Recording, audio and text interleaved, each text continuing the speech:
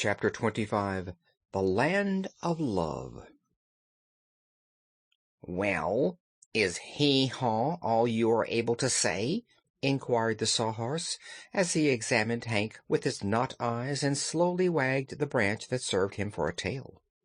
They were in a beautiful stable in the rear of Ozma's palace, where the wooden Sawhorse, very much alive, lived in a gold-paneled stall, and where there were rooms for the Cowardly Lion and the Hungry Tiger, which were filled with soft cushions for them to lie upon, and golden troughs for them to eat from. Beside the stall of the Sawhorse had been placed another for Hank the Mule. This was not quite so beautiful as the other, for the Sawhorse was Ozma's favorite steed, but Hank had a supply of cushions for a bed, which the Sawhorse did not need because he never slept, and all this luxury was so strange to the little mule that he could only stand still and regard his surroundings and his queer companions with wonder and amazement. The Cowardly Lion, looking very dignified, was stretched out upon the marble floor of the stable, eyeing Hank with a calm and critical gaze, while nearby crouched the huge Hungry Tiger, who seemed equally interested in the new animal that had just arrived. The Sawhorse, standing stiffly before Hank, repeated his question. "Is hee-haw all you are able to say?" Hank moved his ears in an embarrassed manner. "I've never said anything else until now," he replied, and then he began to tremble with fright to hear himself talk. "I can well understand that," remarked the Lion, wagging his great head with a swaying motion. "Strange things happen in this Land of Oz, as they do everywhere else. I believe you came here from the cold, civilized outside world, did you not?" "I did," replied Hank. "One minute I was outside of Oz, and the next minute I was inside. That was enough to give me a nervous shock, as you may guess. But to find myself able to talk, as Betsy does, is a marvel that staggers me." "That is because you are in the Land of Oz," said the Sawhorse. "All animals talk in this favored country, and you must admit it is more sociable than to bray your dreadful hee-haw, which nobody can understand." "Mules understand it very well," declared Hank. "Oh, indeed. Then there must be other mules in the outside world," said the Tiger, yawning sleepily. "There are a great many in America," said Hank. "Are you the only tiger in Oz?" "No," acknowledged the Tiger. "I have many relatives living in the jungle country, but I am the only tiger living in the Emerald City." "There are other lions, too," said the Sawhorse, "but I am the only horse of any description in this favored land."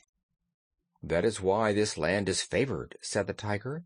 "You must understand, friend Hank, that the Sawhorse puts on airs because he is shod with plates of gold, and because our beloved ruler, Ozma of Oz, likes to ride upon his back." "Betsy rides upon my back," declared Hank proudly. "Who is Betsy?" "The dearest, sweetest girl in all the world." The Sawhorse gave an angry snort and stamped his golden feet. The Tiger crouched and growled. Slowly the great Lion rose to his feet, his mane bristling. "Friend Hank," said he, "either you are mistaken in judgment, or you are willfully trying to deceive us.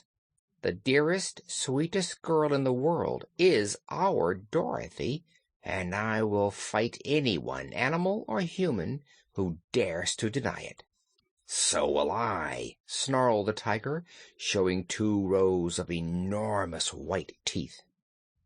"You are all wrong," asserted the Sawhorse in a voice of scorn. "No girl living can compare with my mistress, Ozma of Oz."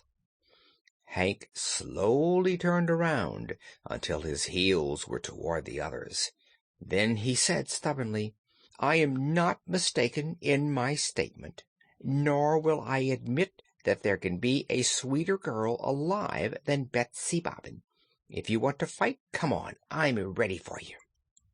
While they hesitated, eyeing Hank's heels doubtfully, a merry peal of laughter startled the animals, and turning their heads, they beheld three lovely girls standing just within the richly carved entrance to the stable. In the center was Ozma, her arms encircling the waists of Dorothy and Betsy, who stood on either side of her. Ozma was nearly half a head taller than the two other girls, who were almost of one size. Unobserved, they had listened to the talk of the animals, which was a very strange experience indeed to little Betsy Bobbin. "You foolish beasts!" exclaimed the ruler of Oz, in a gentle but chiding voice. "Why should you fight to defend us, who are all three loving friends, and in no sense rivals? Answer me," she continued, as they bowed their heads sheepishly. "I have the right to express my opinion, your Highness," pleaded the Lion. "And so have the others," replied Ozma. "I am glad you and the Hungry Tiger love Dorothy best, for she was your first friend and companion. Also, I am pleased that my Sawhorse loves me best, for together we have endured both joy and sorrow. Hank has proved his faith and loyalty by defending his own little mistress, and so you are all right in one way, but wrong in another. Our land of Oz is a land of love, and here friendship outranks every other quality. Unless you can all be friends, you cannot retain our love." They accepted this rebuke very meekly. "All right," said the Sawhorse quite cheerfully. "Shake hoofs, friend Mule." Hank touched his hoof to that of the wooden horse. "Let us be friends and rub noses," said the Tiger, so Hank modestly rubbed noses with the big beast. The Lion merely nodded and said, as he crouched before the Mule, "Any friend of our beloved ruler is a friend of the Cowardly Lion. That seems to cover your case. If ever you need help or advice, friend Hank, call on me." "Why, this is as it should be," said Ozma, highly pleased to see them so fully reconciled. Then she turned to her companions. "Come, my dears, let us resume our walk." As they turned away, Betsy said wonderingly, "Do all the animals in Oz talk as we do?" "Almost all," answered Dorothy. "There's a yellow hen here, and she can talk, and so can her chickens. And there's a pink kitten upstairs in my room who talks very nicely. But I've a little fuzzy black dog named Toto, who has been with me in Oz a long time, and he's never said a single word but bow wow." "Do you know why?" asked Ozma. "Why, he's a Kansas dog, so I suppose he's different from these fairy animals," replied Dorothy. "Hank isn't a fairy animal any more than Toto," said Ozma. "Yet as soon as he came under the spell of our fairyland, he found he could talk. It was the same way with Billina, the yellow hen, whom you brought here at one time. The same spell has affected Toto, I assure you. But he's a wise little dog, and while he knows everything that is said to him, he prefers not to talk." "Goodness me!" exclaimed Dorothy. "I never 'spected Toto was fooling me all this time." Then she drew a small silver whistle from her pocket and blew a shrill note upon it. A moment later there was a sound of scurrying footsteps, and a shaggy black dog came running up the path. Dorothy knelt down before him, and shaking her finger just above his nose, she said, "Toto, haven't I always been good to you?" Toto looked up at her with his bright black eyes and wagged his tail. "Bow wow!" he said, and Betsy knew at once that meant yes, as well as Dorothy and Ozma knew it, for there was no mistaking the tone of Toto's voice. "That's a dog answer," said Dorothy. "How would you like it, Toto, if I said nothing to you but bow wow?" Toto's tail was wagging furiously now, but otherwise he was silent. "Really, Dorothy," said Betsy, "he can talk with his bark and his tail just as well as we can. Don't you understand such dog language?" "Of course I do," replied Dorothy, "but Toto's got to be more sociable. See here, sir," she continued, addressing the dog, "I've just learned for the first time that you can say words if you want to. Don't you want to, Toto?" "Woof!" said Toto, and that meant no. "Just one word, Toto, to prove you're as any other animal in Oz."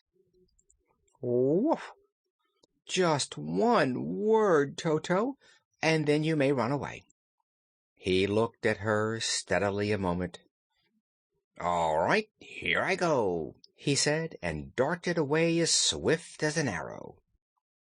Dorothy clasped her hands in delight, while Betsy and Ozma both laughed heartily at her pleasure and the success of her experiment. Arm in arm they sauntered away through the beautiful gardens of the palace, where magnificent flowers bloomed in abundance and fountains shot their silvery sprays far into the air. And by, as they turned a corner, they came upon Shaggy Man and his brother, who were seated together upon a golden bench. The two arose to bow respectfully as the ruler of Oz approached them. "How are you enjoying our Land of Oz?" Ozma asked the stranger. "I am very happy here, your Highness," replied Shaggy's brother. "Also, I am very grateful to you for permitting me to live in this delightful place." "You must thank Shaggy for that," said Ozma. "Being his brother, I have made you welcome here." "When you know Brother better," said Shaggy earnestly, "you will be glad he has become one of your loyal subjects. I am just getting acquainted with him myself, and I find much in his character to admire."